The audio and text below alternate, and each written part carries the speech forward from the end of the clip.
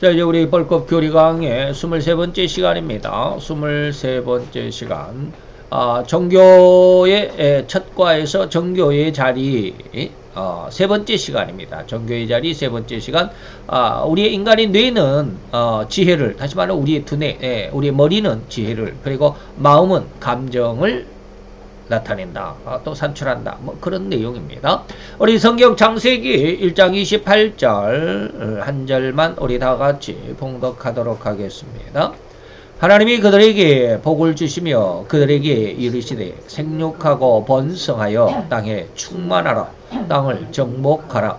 바다의 고기와 공중의 새와 땅에 움직이는 모든 생물을 다스리라 하시니라. 아멘. 자, 오늘 이 말씀을 우리가 잘 생각을 해보는 시간을 갖겠습니다. 우리 한번 볼까요? 종교의 제1과 종교에서 세 가지가 있습니다. 종교의 본질, 종교의 자리, 그 다음에 세 번째로 종교의 기원. 종교의 본질에서 우리가 지난 20시간, 20시간의 그런 강의를 지켜보았습니다. 두 번째 종교의 자리에서는 13강의가 지금 정리가 되어 있고 나머지 두 강의, 퀴즈가 4개가 있습니다. 그래서 나머지 2개는 아직 정리를 안 했습니다. 그래서 지금 13강의만 올라와 있는데, 세 번째 시간입니다. 뇌는 지혜를, 마음은 감정을 드러낸다 라고 하는 그런 어떤 제목을 가지고 하나님의 종교의 자리, 인간에게 있어서 종교라고 하는, 믿음이라고 하는 것이 어디 있느냐, 또한 인간은 어떻게 구조가 되어 있느냐, 뭐 그런 의미를, 그런 내용을 살펴보는 시간이 됩니다. 자, 세 번째로 창세기 1장 28절을 가지고 앞에서 잠시 미루어 놓았던 죄의 작용, 그 다음에 마음의 작용, 그 의미를 한번 생각해보자 라고 했습니다. 우리가 지난 시간에서 사상이라든지 지성이라든지 지혜라는 이 부분은 절대로 마음의 활동의 작용, 마음으로부터의 나오는 산출되는 것이 아니라 뇌의 활동이다, 뇌의 활동 작용에 의한 산물이다 라고 그렇게 말씀을 드렸습니다.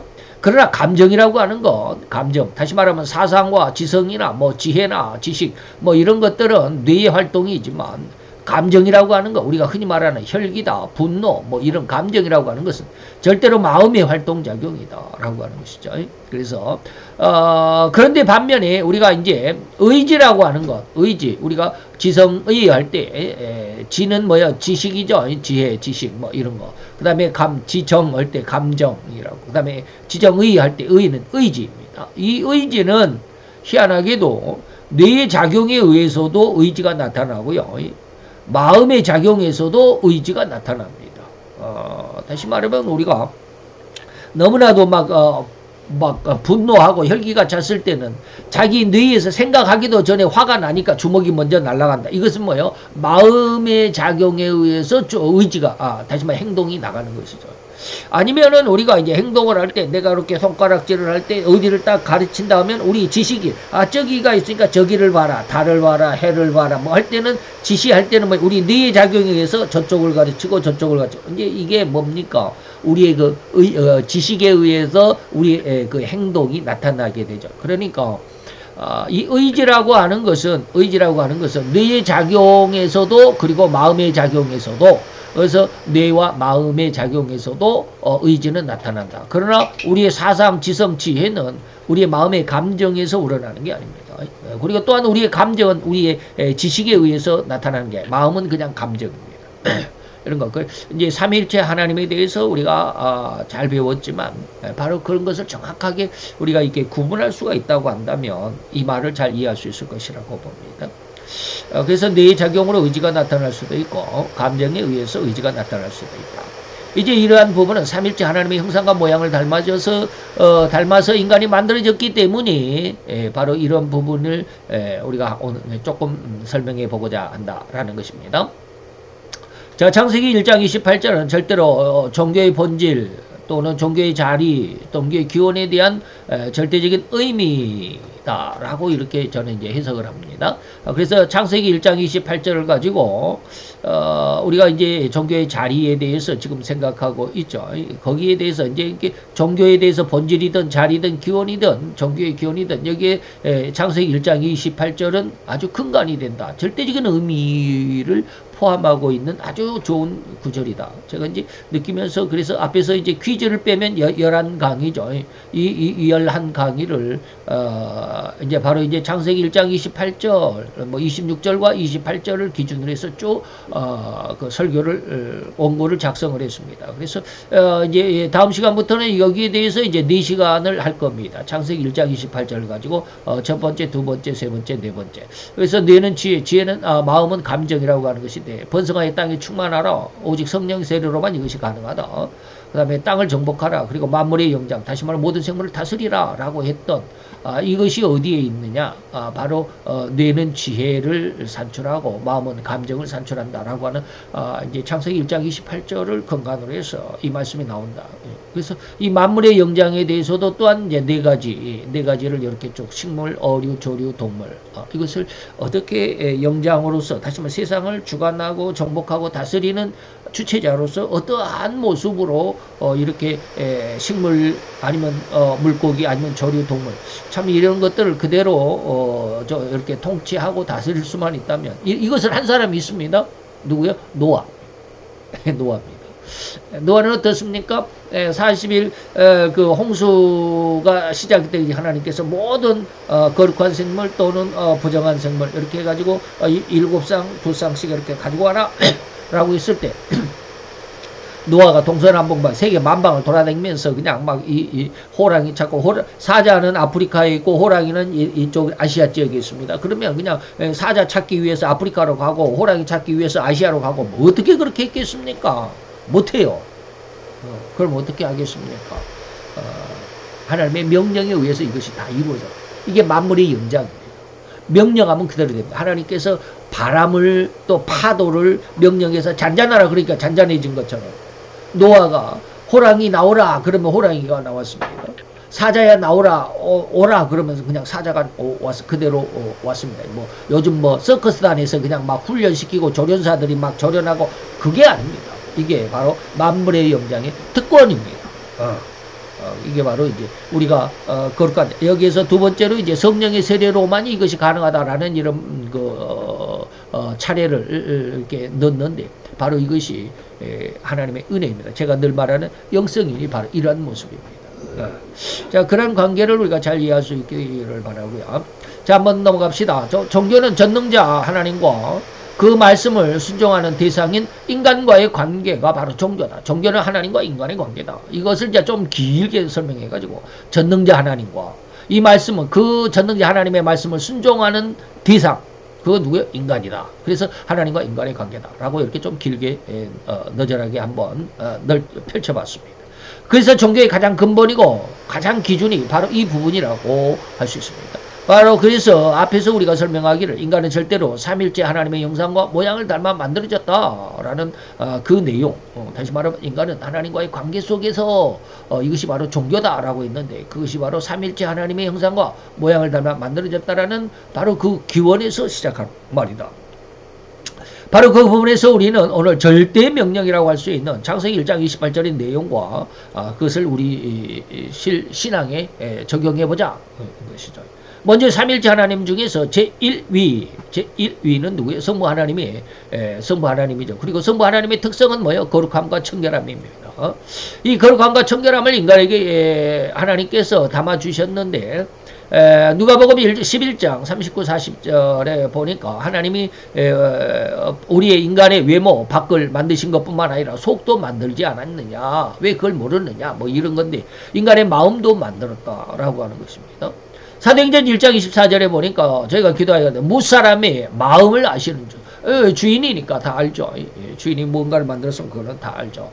내가 무엇인가 물건을 만들었으면 그 물건이 어떻게 작동을 하고 어떠한 결과를 나타내고 다 알죠. 그것에 의해서 그 머리 뭐 어떻게 만들어야 되겠다. 그러면 어떠한 효과를 얻어내겠다라는 모든 계획에서 무엇인가 물건을 만들었지 않겠나 이 말이에요. 차를 만들었으면 차를 만든 사람이 이것은 어떠한 기능을 넣어야 되겠다, 어떻게 해야 되겠다, 어떻게 모든 것을 아니까 차에 대해서는 아주 그냥 시체 발만 빠삭하게 다 잘 알고 있다. 그러나 우리는 저도 아직 제 차에 대해서 다 기능을 모릅니다. 그래도 그런 어떤 잡다한 기능을 몰라도 차 운전하고 왔다 갔다 하는 데는 부족함이 없으니까 그냥 왔다 갔다 하는, 우리가 핸드폰을 가지고 있는데도 이 핸드폰에 어마어마한 기능이 있잖아요. 근데 우리가 핸드폰 그렇게 어마어마한 컴퓨터의 기능인데 그 컴퓨터 기능을 다 씁니까? 몰라요. 최소한 시골의 할머니 할아버지, 저도 역시 마찬가지지만 몇 가지 잘 사용하지 않지만 할머니 할아버지들은 뭐예요? 그냥 전화, 옛날 소화기처럼, 송수화기처럼 말하고 전화 받고 아들아 잘 있니? 하고 인사하고 전화하고 전화 받고 이것밖에 몰라요. 그런데도 그 핸드폰의 기능이 그 어마어마하게 있다. 그러나 이것을 만든 사람은 다 잘 알고 있다. 하나님이 인간을 만들었기 때문에 인간의 마음도 다 아신다. 고로 인간의 마음에 담아진 이러한 특성, 곧 성부 하나님의 거룩함이나 정결함이라고 하는 이 특성이 인간에게 철저하게 담아져 있다. 우리 마음속에. 그러면 우리가 알 수 있는 부분, 다시 말하면 즉 인간의 마음에 들어있는 하나님의 특성인 거룩함이나 정결함으로 인해서 온갖 사단 칠정, 이것은 이제 그 유교에서 말하는 것인데 제가 어떻게 성경적으로 표현할 것이 없어가지고 유교적인 어떠한 그 표현을 빌려왔습니다. 사단 칠정이라고 그럽니다. 그래서 사단이라고 하는 것은 네 가지의 바른 결정, 네 가지 무엇을 단정한다 할 때 네 가지의 단정하는 것과 일곱 가지의 정이다, 이 일곱 가지의 감정이다 라고 하는 것이, 일곱 가지의 감정이라고 하는 것이 있는데, 이러한 사단 칠정의 감정이 산출된다라는 것으로 이해하기란 그리 어렵지 않을 것입니다. 인간의 마음속에서 사단 칠정이 일어난다. 이것이 이제 유교에서도 그런 이야기를 했는데 하나님이 그렇게 인간을 만들어 놨다. 인간의 감정 속에 들어있다라는 이 사단 칠정이라는 게 뭘까? 유교 성리학이다.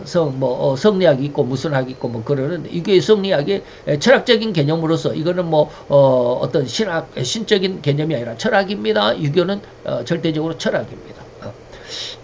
철학적인 개념으로서 사단이라고 하는 것은 마귀 사탄이 아니라 사단, 일곱 가지 결단하는 그런 어떤 바른 심성이라고 그러죠.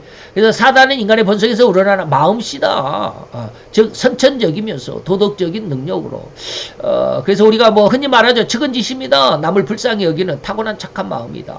수호지심이다. 자신의 옳지 못함을 부끄러워하는 것입니다. 오자가 이제 그 그릇 오자인데, 그래서 남의 옳지 못함을 미워하는 마음.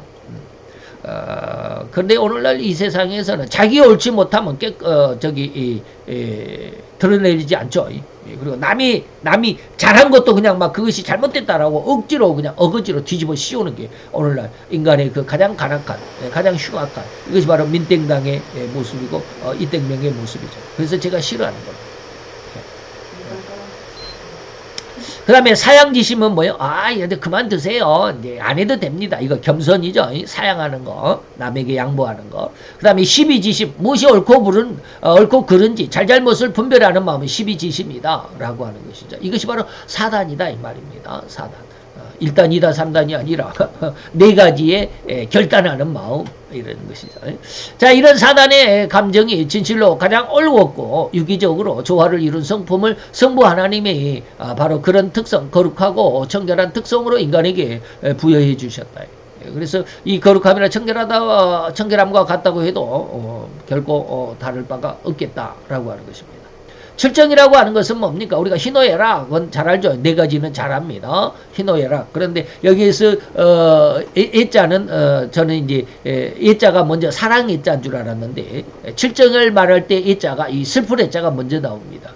그 다음에 그래서 희노애락 그랬는데 여기는 구라고 나와 있습니다. 어떤 데는 희노애락이라고 그러는데 희노애구, 그 다음에 애오욕이라는 말이 나옵니다. 이때 두 번째 나오는 애가 바로 사랑애자입니다. 칠정을 말할 때는 그렇게 이야기, 지금은 윤리 시간도 아니고 어떤 유교 시간이 아니니까 그렇게 알아두세요. 희노애락, 애오욕. 그 다음에 희는 기쁨과 분노함과 슬픔과 락은 즐거움인데 여기는 두려움이라고 그랬습니다. 그런데 저는 이 구자를 사전에서 지금 찾아갖고 제가 이렇게 쓴 거거든요. 사전에서 처음 알았습니다. 락 대신 구가 들어있다라는 거. 그 다음에 이제 이자가 사랑이고, 오는 이제 잘못된 악한 마음, 이게 아주 미움, 증오, 분노와의 증오할 때 이 오자, 악한 마음입니다. 그 다음에 욕은 욕망이라고 하는 것이죠. 이것이 인간 감정을 7가지로 분류하고 있는 것이 바로 이제 유교의 성리학이죠. 이렇듯 인간 마음은 절대로 성부 하나님의 은혜고 성품이고 그 특성인데 그 일본의 인간에게 부여하신 부분이라고 해석할 수 있습니다. 절대로 이는 다음 성자의 특성과는 절대로 구분되어야만 하는 마음의 부분이기 때문에 성자의 특성은 뭡니까? 나중에 말씀드리지만 이것은 말씀입니다. 성자의 본체는 뭐예요? 말씀입니다. 태초에 말씀이 계셨는데 이 말씀이 하나님입니다. 이게 바로 성자 하나님입니다. 그래서 그런 그 성자의 특성과는 다시 말의 특성과는 절대로 다르다. 구분되어야 된다라고 하는 것입니다. 그리고 그런 다른 그 말의 부분과는 다른 마음의 부분이기 때문에 감정이고 지식과는 별개로 구분된다. 그래서 우리의 그 지식, 말씀은 지식이다라고 하는 것입니다. 또한 이렇듯 인간의 마음에 감정을 부어주심으로 인해서 인간은 각양 개성을 가진 존재로 또는 이어지는 성자의 특성과도 너무나도 긴밀하고 유기적인 관계로 인해 아름답고 인격적인 삶을 살아갈 수 있었습니다. 그래서 저는 늘 성경을 읽으면서 참 그런 사람들은 너무 부러워요. 다니엘과 같은 사람. 다니엘과 같은 사람은 성령의 역사가 아니거든. 성령의 역사인데도 구약에서는 이게 성령의 역사를 부각하지는 않습니다. 그래서 다니엘과 같은 사람, 정말로 또 욥과 같은 그 욥이 아니라 요셉 같은 사람, 그 야곱의 11번째 아들 요셉 같은 사람. 참 그런 사람들은 어떻게 그렇게 오늘날 성령의 어떤 그 간구 사도 요한의 그 로마서 7장 사도 그 바울의 로마서 7장에 뭐 아침에도 잠깐 얘기했지만 뭐 죄사 아생이니 죄생 아사니 뭐 심중 전쟁이니 뭐 이런 어떠한 그런 어떤 신앙의 성장의 과정을 겪지 않았음에도 불구하고 성령의 어떤 인도하심, 성령의 어떤 과정 속에 있지 아니하면서도 그들은 뭐 선천적으로 그런 어떤 믿음이 있었던 것 같은 그런 느낌이잖아요. 다니엘이나 요셉, 그러죠. 그래서 그런 구약을 읽을 때 보면 그런 사람들은 정말 부러워요, 저는. 야, 어쩌면 이렇게 선한 성품을 가질 수 있었을까. 저는 그런 성품이 아니거든요. 저는 늘 이야기하지만 아주 울그락불그락하고 그렇게 싸우면 좋아하지도 않으면 싸우면 잘하지도 않으면서 말이죠. 괜히 그냥 막 열불내고 같이 그냥 언성 높이고 같이 그냥 막 그러고 싸우면 뒤지게 맞아요. 싸우면. 그래서 저는 싸우면 잘 안 합니다. 아주 그냥 막 말로 싸우죠. 어렸을 때 초등학교 5학년 때 동네 형하고 3살짜리 형하고 싸워가지고 뒤지게 얻어맞았어요. 3살이나 형인데 좀 어리숙한 사람 있잖아요. 좀 뭐랄까 이 지능적으로 좀 발달이 좀 덜 된 그런 형이 하나 있었어요. 근데 그 가정이 그 남자가 그 형제가 셋인가 그래요. 근데 그 셋째가 좀 그렇게 어리숙해요. 근데 그 위에 있는 형들이 아주 그 지역에서 우리 제 고향에서 아주 유명한 깡패들이에요. 그래서 이제 동네에서 이제 친구들이 하도 그냥 막 싸워봐라. 근데 너 이기냐? 너 지지? 뭐 싸우면 지지. 그러니까 이제 저는 싸움도 못하면서 같이 그냥 싸우고 그냥 대등하게 이제 싸웠죠. 그런데 형이 그 제일 큰 형이 거기 네 형이 4형제였는데 이제 딸은 몇인지 모르지만 4형제가 있었는데 그 중에 둘째 형인가가 아주 유명한 깡패였어요. 와가지고 너희들 뭐해? 그러니까 이제 놀래갖고 저는 이제 기가지고 형이 그 큰 형들이 와서 그러니까 기가지고 갖고 이제 딱 서 있는데 막내인 네 번째 그 형 이제 셋째 가지고 4형제라고 했으니까 네 번째 그 갑자기 지네 형이 오니까 그냥 힘이 났는지 갑자기 얼굴로 그냥 이게 한 대가 왼쪽 눈을 얻어 맞아가지고 그냥 한 달은 그냥 얘가 시푸르게 뭐 푸르둥둥 해갖고 다닌 적이 있어요. 그래가지고 그렇게 이제 멍이 들어갖고 가니까 엄마가 그냥 놀래가지고 너 왜 그렇게 어떻게 됐냐 해가지고 이렇게 해서 싸우다가 이렇게 해서 됐다고 그러니까 이제 엄마가 나를 데리고 그 집으로 쫓아갔어요. 세상에 이렇게 때려놓을 수가 있냐 그랬더니 그 형이 그때 이제 술을 먹고 와가지고 저녁을 이제 그 싸움이 끝나고 집에 가가지고 저녁밥을 이제 마당에서 말 위에서 저녁을 먹고 있다가 이제 우리 엄마하고 나를 데리고 이제 가니까 깡패니까 뭐 무슨 뭔 짓을 못하겠어요. 어른 뭐 이거 소용없잖아요. 막 자기 먹고 있는 상을 집어 던지면서 막 화를 내고 쫓아오니까 엄마가 나 데리고 그냥 도망가. 그런 적도 있어요. 그 뒤로는 싸워본 적이 없어요. 그리고 싸울 때는 항상 저희 후배들이 아유 형은 저 뒤로 가 있어, 뒤로 가 있어. 우리가 할게, 우리가 할게. 그래서 뭐 거의 별로 싸워보지는 않았는데. 그리고 나서 예수를 믿고 나서는 제가 그런 악한 성품이 없는 줄 알았어요. 억눌려 있었던 거죠. 억눌려 있었어요. 지금도 제가 이 직장을 나가지 않았으면 제가 이런 포악한 성질이 있다라는 걸 몰랐을 거예요. 근데 이제 직장 사람들을 이렇게 상대하고 이 사람들도 이제 좋은 사람들을 대하면 그런 성질이 안 나와요. 약한 성질이 안 나와요. 좋은 사람들을 대하면. 근데 이제 뭐 말도 안 듣고 이 중국 놈들 이 공산당 빨갱이 새끼들 와가지고 그냥 말도 안 듣고 지네 멋대로 하느니 나는 그걸 통제를 해야 되잖아요. 통제를 해야 돼. 통제를 안 따라줘. 지네 멋대로 해. 하라는 들어가지 말라 그러는데 꼭 들어가려고 그러면 가서 그냥 막 욕을 해야지 말을 듣고. 그러니까 이게 성질이 점점 포악해져가지고. 그래서 야 나도 옛날에 이런 성질이 없었던 것 같은데 그런 생각도 들기도 하고 그래. 바로 이런 모습이 인간의 모습이 바로 그런데 이것이 뭡니까? 이 감정입니다. 이 감정이 없는 사람이 없어요. 아무리 착한 사람인 것 같아도 제가 이제 그런 이야기를 했던 것처럼 그런 사람을 저같이 이제 이렇게 사람들을 대하는 그런데 이것이 성도들처럼 아주 이제 목사로서 성도들을 대하면 얼마나 좋은 일만 있겠습니까? 거의 악한 일은 거의 없어요. 물론 이제 목사님들 세계에서도 장로들 때문에 뭐 집사님 때문에 아주 그냥 울그락불그락한 사람들 많아요. 저도 부목사 할 때 담임 목사님 그런 얘기 해. 우리 목회자들 이제 이렇게 조회하면 어떤 장로는 설교하고 있는데 어떤 장로는 꾸벅꾸벅 졸고 있다 그러면 여기 속에서 설교하면서 막 열불 난다는 거예요. 그러면 그 장로는 오른쪽에 내가 보기에 오른쪽에서 이렇게 졸고 있으면 왼쪽에다 대고 그냥 막 뭐라고 그런다는 게 설교 속에서 막 뭐라고. 그래도 못 알아들으니까 자기한테 말 안 하니까 그러면서 막 그렇다라고 이야기를 하면은 그때는 그런 것을 못 느꼈어요. 그때는 내가 직접 경험을 안 해보니까. 근데 이제 그런 것들도 인간의 모습, 이 감정이라고 하는 것이 없는 사람이 없어요. 그래서 사도 바울도 그러잖아요. 내가 믿는 자로서 정말로 하나님을 잘 믿는 자로서 내 속에 악한 마음이 의의 법 있는 것, 의의 법, 하나님의 법이 있는 것은 아는데 내 속에 또 다른 한 법, 그게 바로 죄의 법이고 육체의 법이고 세상의 법이고 죄의 법이더라라고 하는 것.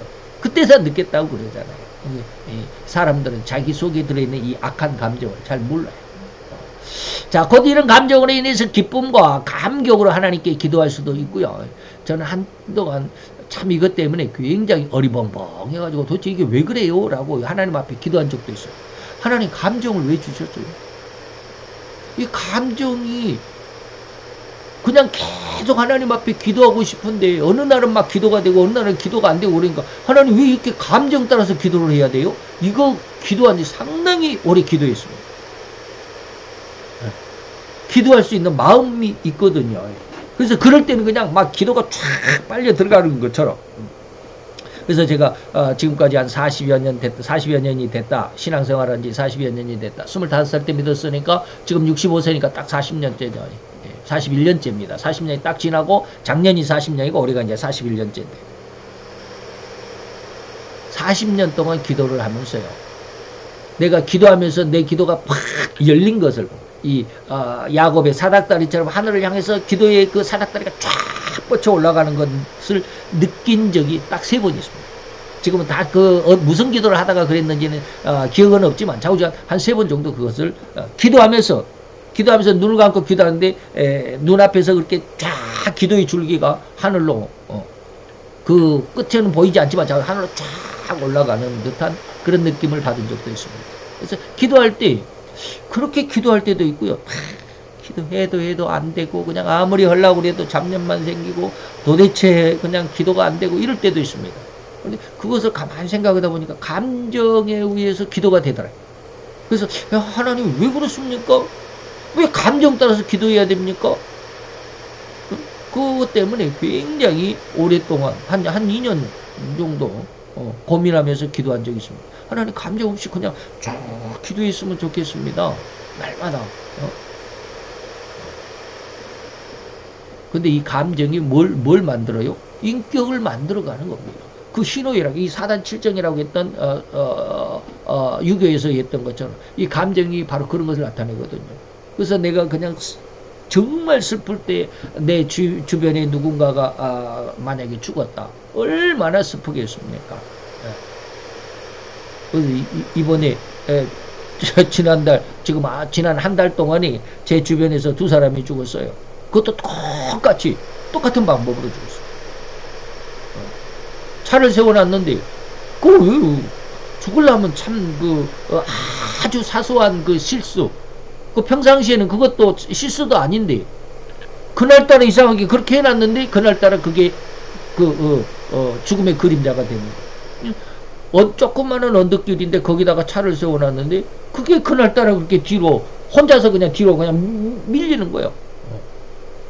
그래서 저희 여동생이 60인데, 여동생도 죽고, 저희 직장에서 한 사람, 저도 많이, 나보다 5살이 많기는 하지만, 그분도, 그래서 그 동영상을 한번 보여주더라고. 그때 그 사고 동영상. 왜 언덕에다가 거기도 그걸 세워놔가지고, 지하 1층에서 2층으로 내려가는, 이렇게 이제, 언덕 비탈길이죠. 그 끄트머리도 왜 차를 그렇게 세워놔? 거기다, 위에다가 올려놓고, 1층에다가, 조금 한 1m만 올라가면, 이제 평평한 1층이고, 거기서 이제 이제 꺾여서 2층으로 내려오는 그 언덕 바로 거기다가 왜 세워놓냐고, 차를. 희한하죠. 이게 죽으려면 한순간에, 그런 실수를 안 하는데, 그렇게 세워놓은 거야. 그래서 동영상을 보니까, 한때 그 차를 세워놓고, 저 밑에, 이제 지하 1층 그 언덕에다가 이렇게 세워놓고, 만드는데 세워놨으면 그런 사고를 안 나요. 바로 이렇게, 바로 2층에서 내려오는, 바로 거기다가 왜 세워놔? 거기다가 세워놓으니까, 차가 한참 밑에 내려가가지고 막 일을 하고 있는데, 차가 그냥 혼자 솔솔솔솔 가다, 그 언덕이니까 계속 하면서 더 저기가 붙잖아요. 속도가. 처음에는 설설설설 쭉 가더니 그냥, 그 2사람이 일을 하고 있었거든. 차 주인하고 또 이제 옆에 있는 사람하고. 근데 가다가 차가 희한하게 요렇게 왼쪽으로 휘어. 차가 내려가다가 이렇게 쭉 내려가다가 오른쪽으로 이렇게 휘는 거예요. 이게 바퀴가 살짝 옆으로 틀어져 있었어. 그러니까 앞바퀴가 이렇게 틀어져 있으니까 이렇게 갔는데, 그 틀어져 가면서 차 주인을 친 거예요. 똑같은 상황. 그래서 이제, 그러는데 이제, 그럴 때는 얼마나 힘들고 어렵겠습니까? 그 사람도. 그 옆에 있었던 같은 사람도, 자기도 지금 정신치료 생긴다고 그러더라고. 그 일이 있고 난 다음에. 이제 저희, 그 매제죠. 우리 동생의 남편도. 지금 얼마나 힘들겠어요. 그 장례 치르고 나서 전화가 왔는데, 말을 못 하더라고. 자, 이것이 뭡니까? 이게 감정이거든요. 그리고 근데 여자가 아니라서 애기 난 기쁨은 저는 잘 모르겠지만이 아니라 모르지만, 여자가 아기를 낳을 때 얼마나 고통한다고 그래. 그러면서 아기를 낳으면 너무 그 성경에도 그래. 아기 난 기쁨. 그것으로 인해서 자기가 지금까지 느꼈던 그 고통을 잊어버린다. 이것이 바로 감정이거든요. 그래서 감정으로 인해서 인간의 삶이 이루어지고, 기쁨과 즐거움과 행복과 성공 실패 이런 것 속에서 인간의 그 삶이 이루어져 간다. 이것을 하나님이 알게 하신 거예요. 감정이 인간을 이루어간다.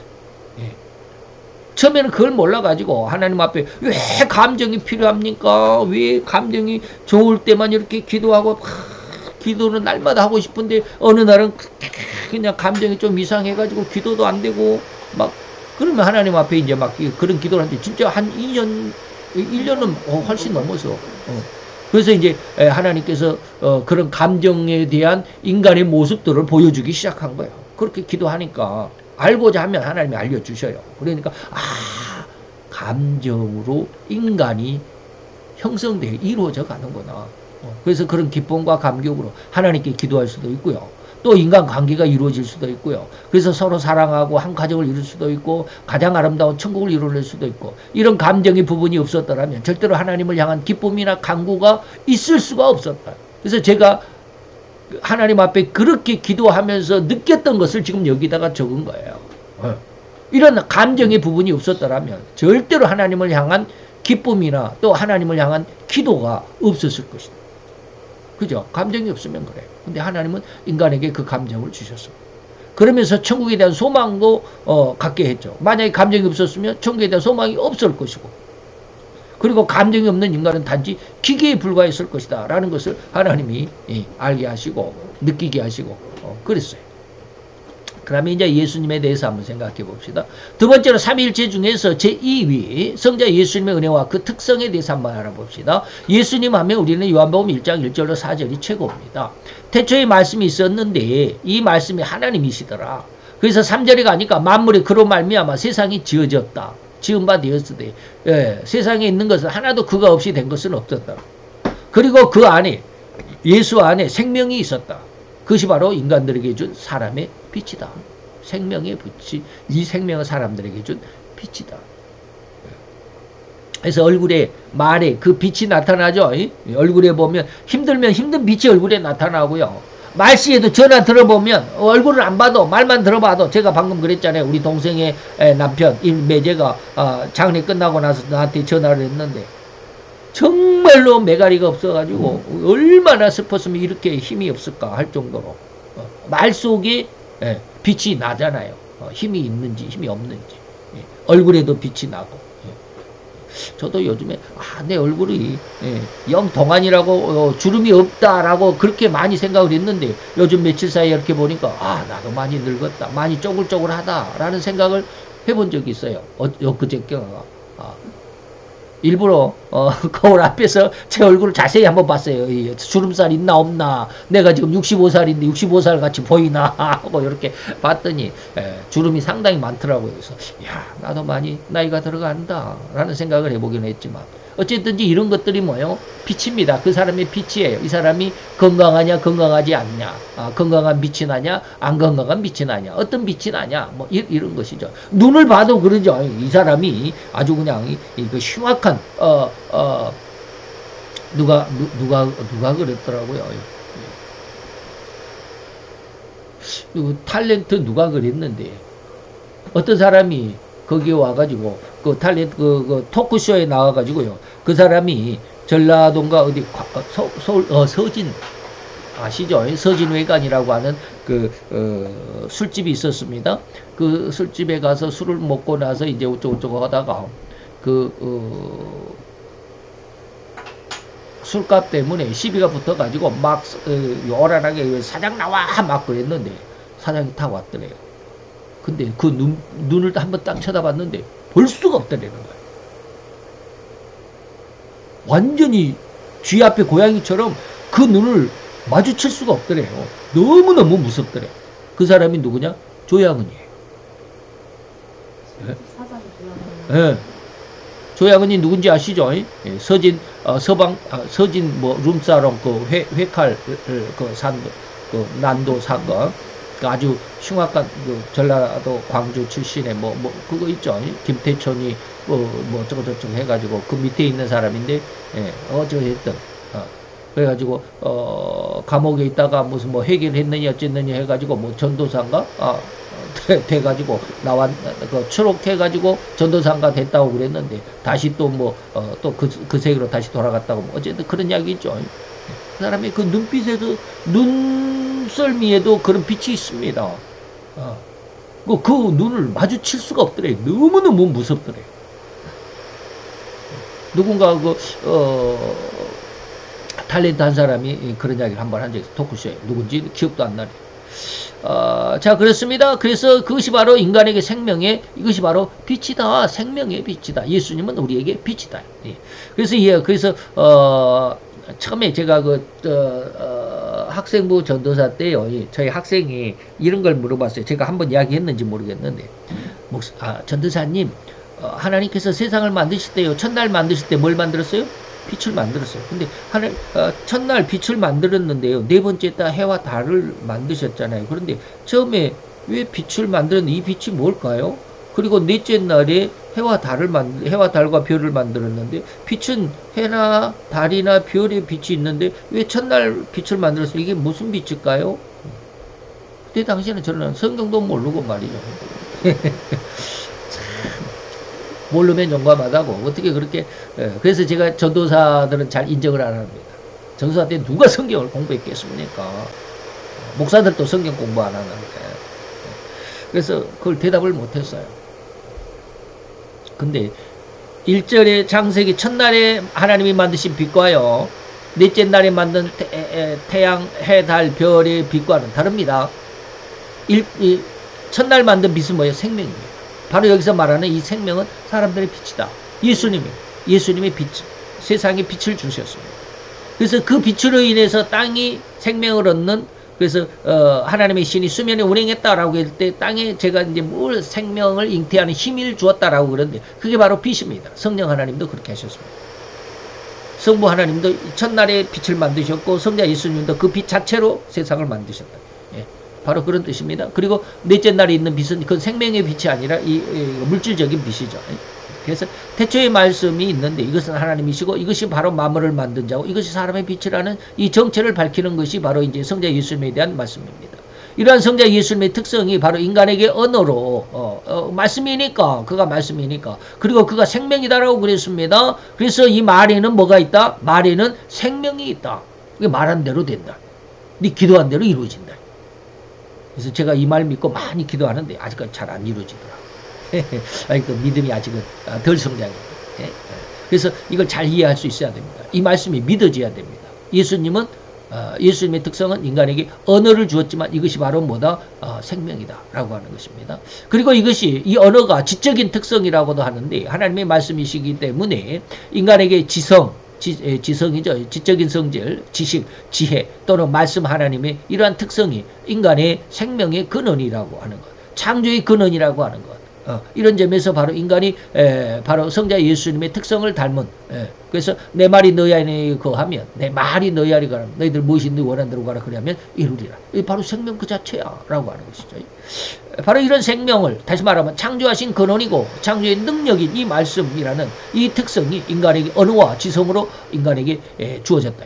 이것은 절대로 마음에서 산출되는 은혜가 아니라고 분명히 앞에서도 말씀드렸습니다. 성부 하나님에 대한 은혜는 우리 마음이라고 그랬지만 이 마음과는 좀 다른 그래서 지성이다라고 하는 것입니다. 그 성자 예수님의 특성이 인간에게 주어질 때 인간의 뇌의 능력 안에 지성이라고 하는 이런 부분이 부어졌다고 할 수 있겠습니다. 그래서 뇌의 작용과 그의 활동으로 인해서 인간의 지성 그리고 무엇인가를 이 세상에서 이루어내는 창조의 능력 이것이 생명의 능력이죠. 뭔가를 만들어내는 이런 지식 이것이 바로 생명을 부여하는 이것이 바로 그런 뜻으로 다 연관이 있다.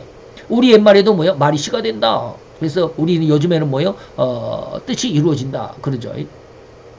또한 한동안 유행했던 2002년 우리가 월드컵 무렵부터 유행하게 된 말로 뭐예요? 응원의 함성 속에서 있었던 것입니다. 지금도 그 말을 모르는 사람이 없을 정도인 단일 대우로 이루어야 한다는 건데 그 말이 뭐예요? 꿈은 이루어진다라는 말. 말이 시가 된다. 옛날에는 말이 시가 된다 그랬습니다. 바로 이 말이 온 국민의 뜻이 하나가 된 그런 시대였던 것 우리가 잘 알고 있죠. 인간의 말에는 이러한 창조의 능력이 있다라는 이 특성이 부여되어 있다. 이것이 바로 뭐다? 성자 예수님은 우리 인간을 하나님의 형상과 모양으로 만들 때 그 주신 특성이다 라고 하신 것입니다. 그래서 예수님께서 창조하셨다고 오늘 제시해드린 요한복음 1장 1절로 4절에서 그 명백한 증명이 되어 있다. 더욱이 이러한 창조의 능력은 절대로 생명이라고도 증명해 주셨습니다. 그리고 더욱이 생명이 인간에게 주어졌다는 의미로 1장 4절에 요한복음 1장 4절에 이 생명이 사람들에게 빛이다. 그래서 이 신앙인들에게 더할 나위 없는 믿음의 근간이 되는 것이기도 하고 곧 내 믿음대로 된다라는 약속으로 들렸으면 좋겠다. 이것을 믿었으면 좋겠다. 그랬죠. 그래서 그 창조의 능력과 별반 다를 바가 없다라는 의미이기도 하죠. 그래서 이러한 능력, 곧 말의 능력, 창조의 능력인 인간의 뇌, 지성 속에 들어있는 이 지혜와 지식이 두 갈래의 열매를 맺고 있습니다. 첫째는 선한 것으로, 둘째는 악한 것으로 이 말이죠. 그래서 악한 것은 뭐야? 하나님의 말씀과 의도와 하나님의 말씀과 그 의도의 정면으로 부정하고 반대하는 악마요, 마귀의 유혹에 휩쓸려버린 그런 길이다. 곧 교만으로 열매 맺는 그런 결과다라고 하는 것입니다. 이럴 때 인간의 지혜와 정신, 그 사상은 현저하게 결을 달리하는 두 갈래로 나뉘고 말았습니다. 이렇게 결을 달리한 인간의 지혜와 정신 사상은 성자의 특성을 닮아 있기에 그 파급력은 가히 인류를 스스로 영원한 행복과 영원한 또는 반대로는 영원한 멸망으로 이르게 할 정도로 큰 능력을 보이고 있습니다. 생명이 두 가지의 모습이다. 선한 생명, 악한 생명. 그래서 악한 죄의 생명은 세상 모든 사람들을 이렇게 악하게 끌어간다. 이런 뜻이죠. 이런 선함의 열매와 악한 열매를 어찌 단시간에 짧은 지면으로 다 논할 수 있겠습니까? 많은 핵심적인 내용으로 보면 신명기 1장 28장은 하나님의 축복의 장이고 저주의 장입니다. 14절까지는 축복입니다. 그리고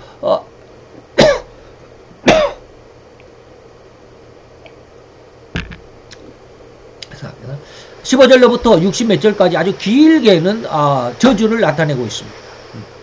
그래서 14절에 보면 뭡니까? 네가 1절에 보면 네가 여호와의 말씀을 삼가 듣고 그대로 지켜 행하면 내가 세계 민족 위에 뛰어나게 하신 하나님의 축복이 영원히. 그래서 14절까지 어마어마한 축복들이 있습니다. 내가 뭐 성에서도 복을 받고 들에서도 복을 받고 내 몸의 소생도 내 토지의 소산과 내 짐승의 새끼와 우양의 새끼가 복을 받을 것이고 네 광주리 네 떡반죽 그릇이 복을 받을 것이고 네가 들어와도 복복 나가도 복복 전부 다 어마어마한 복이 14절까지 쭉 있습니다.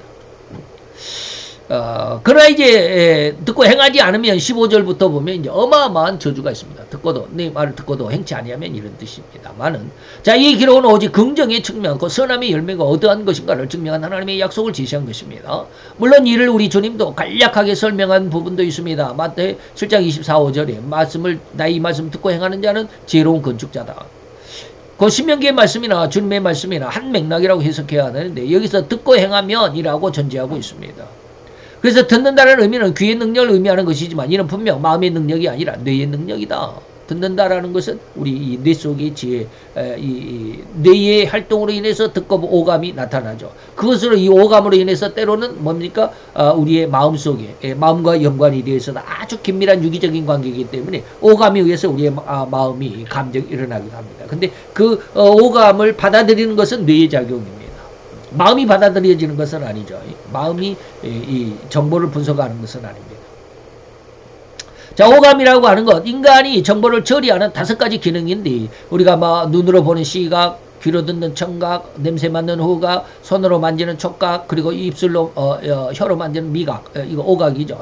이것으로 인해서 얻은 모든 정보를 분석하는 것은 인간의 뇌의 작용이죠. 그래서 인간이 어떻게 처신할 것인가, 어떻게 행동할 것인가를 명확하게 구분하는 기능을 말하는데 이것이 바로 뇌의 작용이고요. 뇌의 기능이다. 이것이 이제 우리의 감정, 마음의 감정과 연결이 되면 이것이 이제 감정 속에서 내가 화를 낼 것인지, 내가 그 사람을 칭찬할 것인지, 내 마음이 편안해질 것인지, 뭐 이런 어떤 감정으로 또 이어지게 되죠. 즉 이렇듯 주님의 말씀을 듣고 이를 분석하고 행동에까지 열매를 맺는다라고 한다면 절대로 하나님의 축복인 엄청난 축복을 이뤄낼 수 있을 것은 명백한 하나님의 약속입니다. 그런데 이와는 반대로 그 다른 갈래로 악함의 열매는 절대로 이러한 하나님의 능력 그리고 하나님의 말씀을 거역하는 것입니다. 그래서 15절에 보니까 너희가 말씀을 듣고도 순종하지 아니하여 지켜 행하지 아니하면 그리고 이제 뭐 어마어마한 저주가 아까와는 반대로 내가 성읍에서 저주를 받고 들에서도 저주받고 내 광주리가 내 떡반죽이 떡그릇이 저주를 받고 내 몸의 소생 내 토지의 소산 우양의 새끼가 다 저주를 받을 것이다. 내가 들어와도 저주받고 나가도 저주받고 모든 것이 저주입니다. 여기 이것이 어디까지냐면 68절까지입니다. 어마어마하죠. 이에 대한 하나님의 예언 중에서도 역시 이와 같은 의미가 있습니다. 듣고 행치 아니하면 그래서 마태 7장 26절에 보니까 듣고 행치 아니하면 기초가 없는 모래 위에 지은 집과 같다라고 그러는 것이죠. 곧 이런 결말은 절대로 하나님을 거역한 악함의 열매일 뿐입니다. 마귀의 유혹으로 인해서 영원한 축복과 행복과 긍정적인 창조의 능력을 허리만큼도 남김없이 모조리 빼앗기고 말았으니까 이제는 영원한 혼란과 불행과 부정적인 걸 수밖에 없는 이러한 열매로 그러면서도 이러한 흉악한 열매를 맺을 수 있는 능력으로 변질되어 버린 이것이 바로 우리 인간의 죄의 모습입니다. 이렇듯 성자 예수님의 형상은 생명이고 창조의 능력인데 이런 형상이 인간에게서 두 갈래로 나타나고 말았다라고 설명은 했지만 좀 부정적이고 악함의 열매일지라도 역시 창조의 능력이 그대로 적용될 수밖에 없어요. 그래서 악한 자들은 뭐야? 계속 악한 자를 더 만들어내잖아요. 이게 생명이 파급력이라고 그러죠. 제가 늘 말하는 선동이다라고 이렇게 말하는 건데 그것도 생명력이 있기 때문에 악한 생명력이 있기 때문에 악한 기운, 생명력이라고 하면 좀 말이 이상하죠. 악한 기운의 전파다, 전이다라고 이렇게 말하는 것이죠. 이것이 바로 마음의 작용과 뇌의 작용이라는 의미를 정리해 보자면 마음의 작용과 활동으로 인해서 감정이 나타나고요. 뇌의 작용과 활동의 산물로 인해서 정신, 또 지성, 지식, 지혜라고 이해될 수 있는 이런 것들이 잘 나타난다는 거 잘 이해할 수 있기를 바랍니다.